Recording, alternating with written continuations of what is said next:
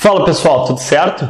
Eu sou Rodrigo Petersen, arquiteto e house flipper aqui de Porto Alegre, e hoje eu quero falar um pouco sobre aquele que é o número mais importante de toda a transação imobiliária de um house flipping, o preço após a reforma, o que eu chamo de PAR. Investir no mercado imobiliário é uma das mais lucrativas formas de fazer dinheiro hoje em dia. A gente vê que existem diversos programas de TV com alguém reformando uma casa ou um apartamento, e eles vendem uma ideia de que fazer isso é fácil, que é um processo rápido e divertido, né?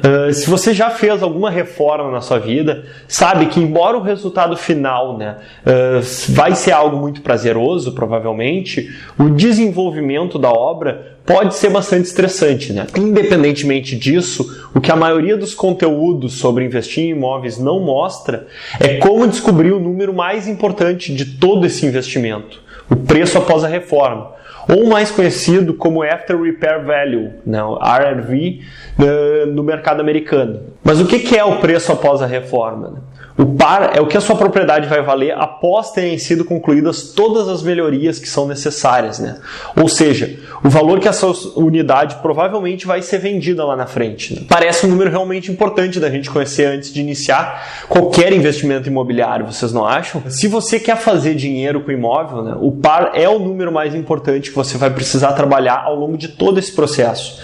E você precisa conhecer ele antes mesmo de fazer a proposta da compra da casa ou do apartamento, enfim. Afinal, se você não sabe quanto conseguirá vender o imóvel lá na frente, como é que pode saber até quanto pode pagar por ele agora? Então tenha em mente que ao trabalhar com house flipping, o sucesso do investimento depende muito do valor da compra do imóvel. A gente faz o lucro no momento da aquisição dessa unidade e coletamos ele lá na frente na hora da venda. Portanto, se você não comprar por um bom preço, não haverá receita para receber lá na frente. Mas antes da gente falar sobre como calcular o PAR, vamos entender o porquê, Por que o preço após a reforma é esse número tão importante, no house flip. O preço da compra, ou mesmo os valores da reforma, eles são importantes, de fato, Mas se você não sabe por quanto realmente consegue vender o imóvel, então você não tem como saber quanto pode pagar nele, ou mesmo o tamanho da intervenção que deve ser feita, das melhorias que precisam dessa unidade, Muitas pessoas podem argumentar que os custos da reforma é um número muito importante, mas vamos simular aqui que, num exemplo hipotético, que eles excedam 10% do nosso orçamento. Será que isso realmente vai consumir nosso lucro? Então imagina assim, numa reforma que custe um total de 20 mil reais, se a gente exceder 10%, a gente está falando de 2 mil reais. Numa de 50 mil, excedendo 10% é 5 mil reais. Numa de 100 mil reais, uma grande reforma, se exceder 10% é 10 mil reais. Não são esses números que deveriam matar o nosso negócio. Mas se por acaso isso acontece, se a viabilidade não está rodando por causa de um número assim, então você deveria revisar as suas margens de lucro no negócio. Afinal, ela que está muito baixa, tornando o investimento muito arriscado.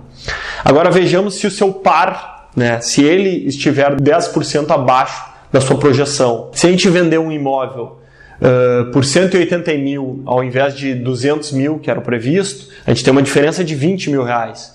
Se a gente vender um imóvel por 360 mil ao invés de 400, a gente vai ter uma diferença de 40 mil. Se a gente vender um imóvel por 900 mil ao invés de 1 milhão, que a gente estava imaginando, a diferença sobe para 100 mil reais. Então, nesses três cenários, a diferença é provavelmente a maior parte, ou mesmo todo o seu lucro. Nós não investimos em imóvel para perder dinheiro, obviamente. Nem mesmo a gente deve investir esperando ganhar dinheiro. A gente tem que investir no mercado imobiliário para ganhar dinheiro. Simples assim. Então, para que isso ocorra, a gente precisa saber estipular um preço após a reforma precisamente, sem especulação, sem apostas, sem achismos ou esperanças. Ao pesquisar muito sobre as formas para estipular o PAR, eu descobri que existem inúmeros métodos, e vários deles possuem alguns erros que a gente precisa conhecer. O primeiro erro clássico é simplesmente perguntar ao corretor qual é o valor do PAR. Afinal, ele é um expert no mercado, certo? Pode até ser que ele já tenha flipado algum imóvel antes, né? Então ele ou ela, enfim, foram treinados, estão licenciados supostamente para fazer esse tipo de avaliação, né? E, supostamente eles também deveriam nos atender priorizando sempre os nossos interesses, né?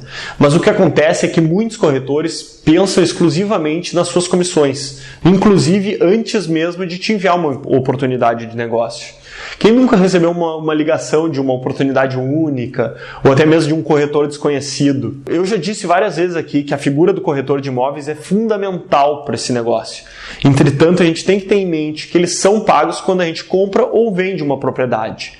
E os rendimentos deles não estão atrelados a um sucesso do nosso investimento. Então, de fato, muitos desses corretores nem mesmo sabem como determinar um preço após a reforma. E se você os questionar, eles argumentam algo como que conhecem bem a região e que sabem que essa unidade aqui pode ser vendida por 400 mil reais, por exemplo. Aí quando você pede por unidades similares que foram recentemente vendidas na região, pode descobrir que a mais alta que foi negociada foi por 360 mil, por exemplo. E possui, 10 metros quadrados a mais do que a sua. Né? Portanto, não invista baseado em sentimentos. Né? Especialmente baseado em sentimentos de outros profissionais. A gente precisa estabelecer relações com poucos, mas bons profissionais e treiná-los para que eles nos forneçam o que a gente precisa deles, né? Um par com provas sólidas e conservadoras, né, na sua elaboração. Uma segunda forma que eu vejo muita gente fazer é perguntar a 3 corretores qual é o preço após a reforma. Essa pode até ser uma forma mais precisa de descobrir o número final, né? Afinal, a gente vai estar recebendo 3 opiniões diferentes e somente uma delas está sendo paga né, pela compra da unidade. Entretanto, as 3 têm esperanças, né, de receber uma comissão ao realizar a venda para você lá na frente. Então, muito provavelmente, você vai receber 3 valores diferentes, né? Afinal, são apenas opiniões. Então, vamos simular aí que o primeiro corretor diz que o imóvel vale 350 mil, o segundo acha que é 380 e o terceiro acha que é 400 mil. O que a gente faz? Né? Com quem que a gente deve conversar primeiro? A maioria vai dizer que deveria conversar com o corretor 3, afinal ele que deu o melhor preço, né, e é o que mais nos interessa, correto? Eu não aconselho isso. Fazendo isso, você só vai estar forçando para que as suas projeções fechem com os números do negócio. Eu ligaria para o corretor número 1, que deu o menor valor, e tentaria entender, né, por que ele avaliou o imóvel naquele preço. Às vezes ele vai te dizer algo que você ainda não tinha percebido, como por exemplo a vista dessa unidade vai ser perdida devido a uma nova construção, né, de um novo empreendimento, ou mesmo ele conhece unidades realmente similares que não foram vendidas por um valor superior a esse, enfim. Também tem a chance da resposta ser algo do tipo: você viu o estado que está o apartamento, né? Está horrível, está mal conservado.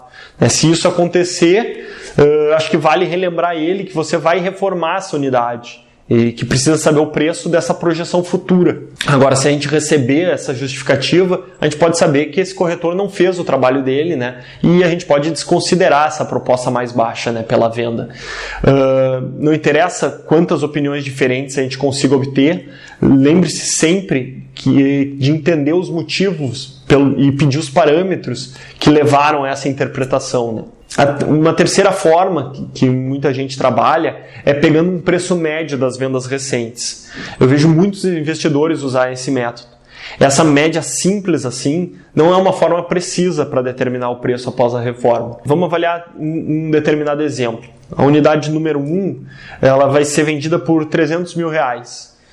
Tem uma unidade 2 que foi vendida por 309.500, uma unidade 3 que foi vendida por 310, né? A unidade 4 pode ser vendida por 319 mil, uma unidade 5 pode ser vendida, né, foi vendida por 322 mil e a unidade 6 é vendida por 345 mil. Se a gente somar todos os valores e dividir pelo número de unidades, a gente vai chegar numa média de 317.700 reais, né, aproximadamente.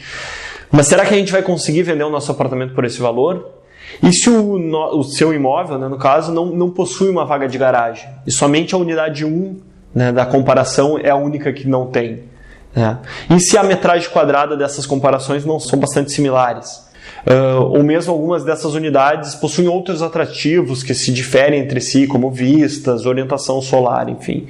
Então, nesse exemplo, seu imóvel é mais parecido com a unidade 1. E pode ser que você esteja estipulando um par de R$17 mil acima do valor ideal, né, do mercado. Portanto, nesse exemplo, você acabaria perdendo dinheiro provavelmente nessa negociação. Agora, e se o contrário acontecer? Se a sua unidade for superior, né, à unidade 1, no caso, e outros atributos dela aproximem mais de uma comparação com a unidade 6, por exemplo, fazendo com que o seu par seja mais próximo de 345 mil. Se você se basear, né, para fazer uma proposta de compra na média dos R$317 mil, provavelmente a sua oferta vai ser muito baixa e dificilmente o negócio vai ser aceito, né?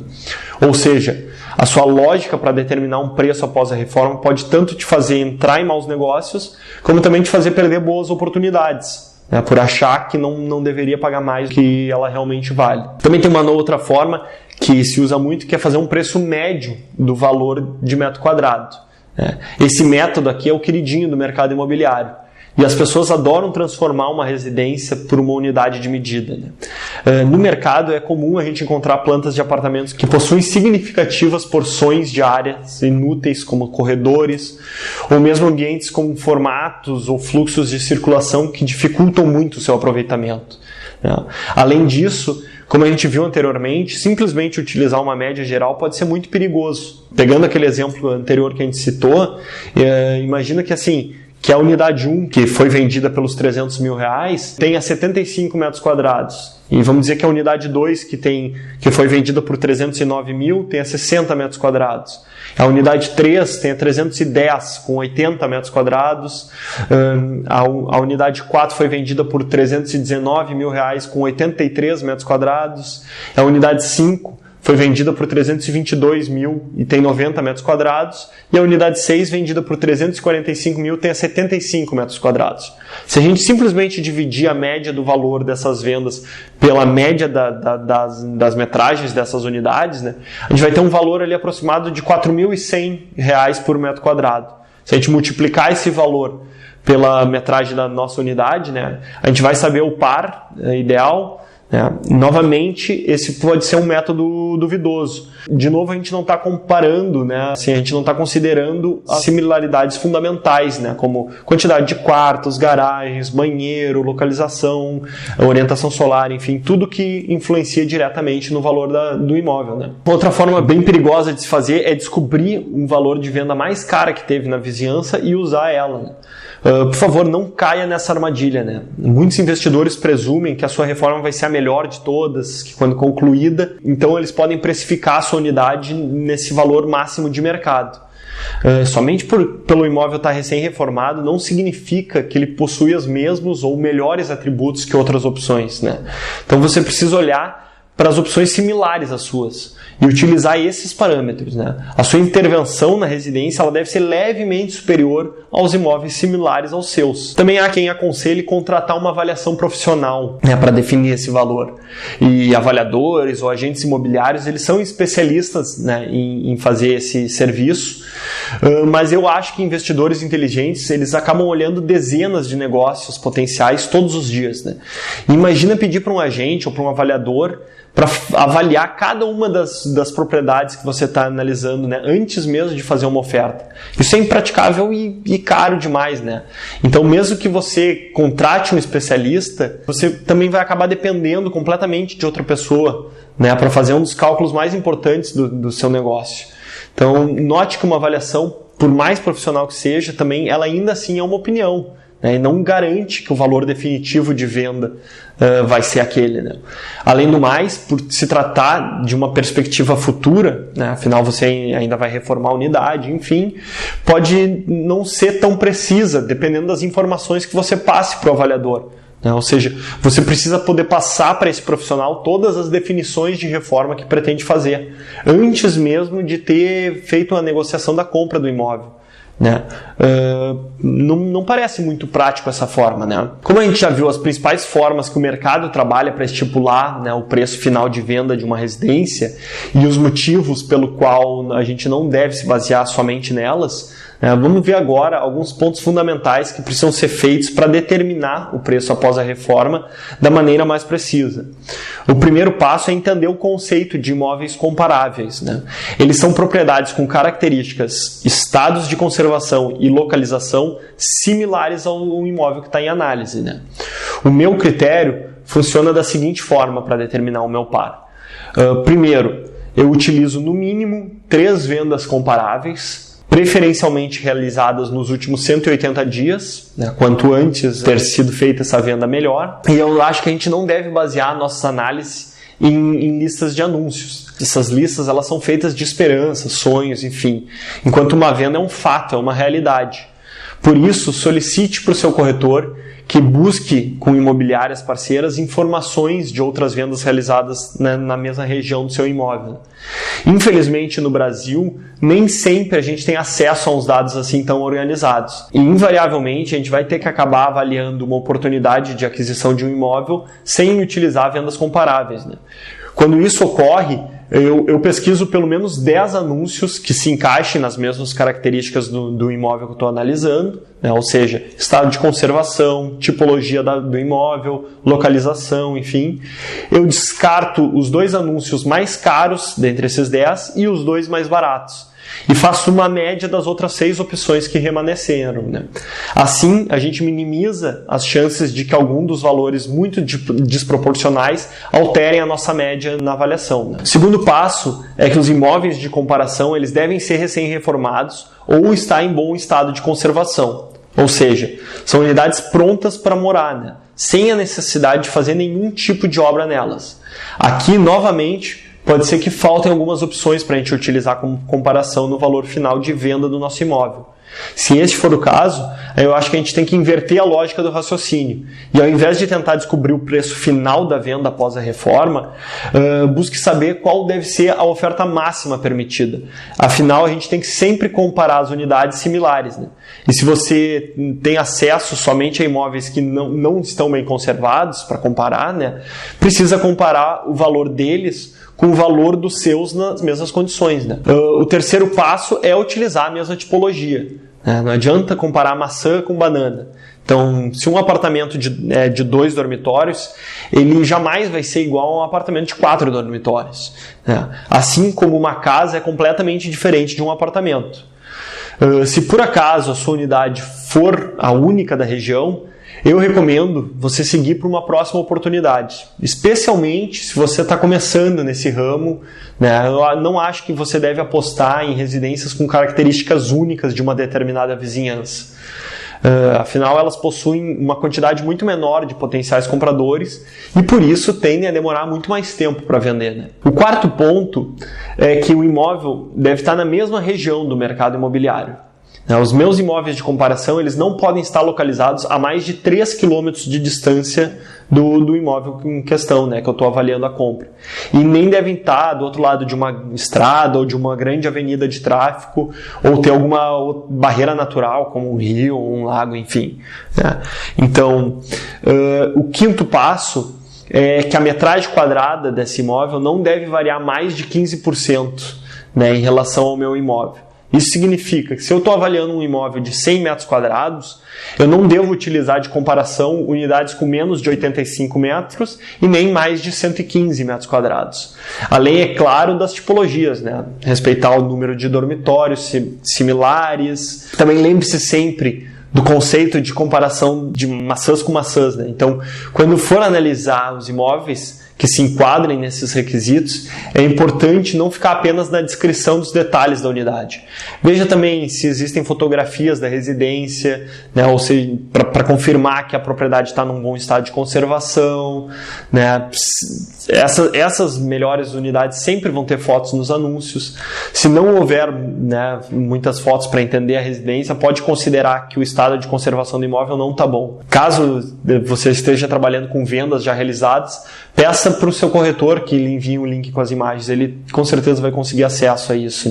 Resumindo então, calcule o seu par de forma que um avaliador profissional faria, utilizando-se de fatos e dados, comparando unidades fundamentalmente similares e considerando exatamente como a sua reforma deve ser executada. Lembre-se que determinar o seu preço após a reforma é um aspecto vital no house flipping. Agora que você já entende os conceitos do par, vamos verificar se o seu imóvel é viável, né? Se o seu negócio é viável. Então, o primeiro passo é descobrir quantos dias esses imóveis de comparação estão ou ficaram no mercado, né, anunciados. Novamente, a figura do corretor poderá te passar essa informação precisamente. Se todas as suas unidades comparadas levaram mais de 3 meses para serem negociadas, adivinha só o que vai acontecer com a sua, né? Ela provavelmente também deve levar esse tempo. Isso significa que você deve prever no seu investimento e mesmo no seu fluxo de caixa os custos de manutenção desse imóvel, ou seja, IPTU, condomínio, contas de água e luz, que serão de sua responsabilidade ao longo desse período. Além, é claro, das taxas de retorno de financiamento, né? Seja ela com um banco ou com investidores particulares, ao longo desse período também, né? Aqui é importante que a gente considere, além do tempo que toda a reforma vai levar, pelo menos um mês a mais além da média do mercado, para caso alguma coisa não saia como esperado, né? O seu foco ele deve estar em vender a residência o mais rapidamente possível. Quanto antes a venda for concretizada, antes você recebe os seus rendimentos. E mais felizes, obviamente, vão ficar seus investidores, né? Outro custo que precisa ser considerado nessa equação são os valores da reforma, né? Material e mão de obra. Embora esse seja um item importante, ele não deve lhe tomar muito tempo nesta etapa do negócio. Afinal, seria enlouquecedor se a gente fizesse um orçamento completo para cada possível oportunidade que a gente vai avaliar, né? Por isso, num primeiro momento, vamos trabalhar com uma estimativa que nos permita evoluir rapidamente para concretizar o negócio, sem depender da visita ao imóvel com o empreiteiro e esperar pela proposta de serviço dele, né? Algumas pessoas mais familiarizadas com a obra conhecem o valor médio para reformar um banheiro ou trocar as esquadrias de uma residência. Esse método definitivamente pode funcionar, mas certamente ele vai te tomar muito tempo, né? Eu prefiro estimar minhas intervenções baseadas em 2 fatores: a metragem quadrada da residência, onde eu divido ela entre áreas úmidas, né, banheiros, cozinhas e lavanderias, e as áreas quentes, então dormitório, sala de estar, corredores, enfim.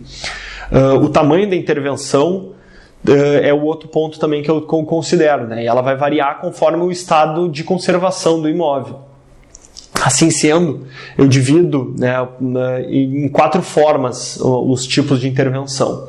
A primeira é uma intervenção superficial, que é aquele imóvel que necessita basicamente de uma boa limpeza, algum retoque de pintura, atualizar os rodapés, tomadas, enfim, coisas simples, né? A segunda é uma intervenção padrão, onde além dos itens superficiais pode haver troca de piso, tubulação de água, novas louças, metais, abertura de alguma parede não estrutural, né? Enfim. E também a intervenção profunda, que são imóveis completamente deteriorados ou que foram mesmo, né, vandalizados, que além de todos os itens anteriores vai ter troca das esquadrias, reparos estruturais, troca de telhado, enfim. E tem uma quarta forma de orçar, que são intervenções de alto padrão. Esses são imóveis de outros níveis, né, onde não dá para simplesmente colocar um revestimento mais comum, né? O seu público consumidor desse imóvel, ele espera que o mercado, né, traga as melhores opções, né? Então, a gente tem que considerar pedras importadas, esquadrias com vidros duplos, algum item como banheiras de hidromassagem, enfim. Lembre-se, suas unidades de comparação é que vão lhe dizer o nível de intervenção que você deve seguir, né? E se a sua reforma ela deve ficar levemente superior aos seus concorrentes. Se você não melhorar seu apartamento suficientemente, as pessoas não vão querer pagar o preço que você está pedindo. Assim como se você exagerar na reforma, os custos deverão consumir parte do seu lucro. Por isso, faça sempre uma análise do custo-benefício das suas intervenções no imóvel. Bom, agora que você já sabe o seu par e os valores aproximados da reforma, né, o que você faz com essa informação? Como descobrir o valor de aquisição do imóvel?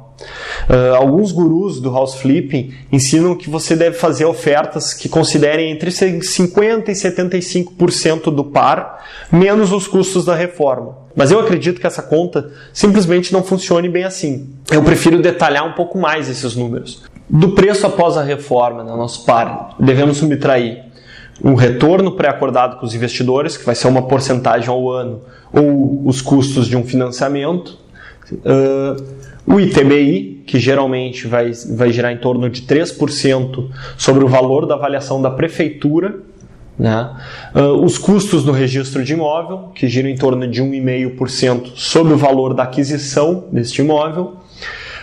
Também devemos subtrair custos de manutenção, IPTU, condomínio, água, luz, né, multiplicados pelo tempo previsto em que esse negócio vai demorar para girar. Os custos da reforma, considerando tanto mão de obra como material. Os custos da corretagem da venda, né, subtrair 6% do valor do nosso par. E além disso, o resultado desejado, né, o que a gente espera lucrar com esse negócio. Eu recomendo girar em torno de 15%, mas não menos de R$20 mil. Né? Ao subtrair todos esses custos, você vai chegar no valor máximo que pode oferecer pelo imóvel para rodar a viabilidade do empreendimento. Esta deve ser a sua oferta máxima permitida. Né? Como esse é o limite que você deve pagar pelo imóvel, né, é prudente começar a negociação com uma oferta levemente menor, para ter alguma flexibilização perante o proprietário. Né? Quanto mais baixo for o preço de compra, né, mais espaço a gente tem para lucro. Né? Existem diferentes estratégias de negociação, e isso é bastante pessoal, mas eu entendo que a gente não deve sair por aí fazendo propostas absurdamente abaixo do valor da oferta máxima permitida. Pode até ser que fazendo isso a gente encontre algum proprietário desesperado para vender e consiga um grande lucro. Mas as chances são que no meio dessa procura você vai acabar perdendo outras diversas oportunidades por ter feito propostas muito abaixo, as quais os donos das unidades nem se preocupam em sentar para negociar, né? Porque a diferença está muito grande. Tudo isso que eu falei parece bastante informação para ser levado em consideração, mas eu quero encerrar esse vídeo sobre o preço após a reforma com um encorajamento. Vai ficar mais fácil. Quanto mais tempo a gente gastar analisando propriedades, melhor e mais rápido a gente fica para determinar esse valor. Eu espero que esse vídeo tenha sido útil para você. Se você realmente gostou dele, por favor, deixa seu like. Nos ajuda compartilhando ele. Caso tenha ficado com alguma dúvida ou gostaria de sugerir algum tema para as próximas postagens, comenta aqui embaixo ou nos mande via uma sugestão via direct, a sua dúvida via direct. E para continuar aprendendo um pouco mais sobre house flipping e o mercado imobiliário, siga nos acompanhando em todas as nossas redes sociais, da Girando Imóveis. E é isso aí. Um abraço e até a próxima.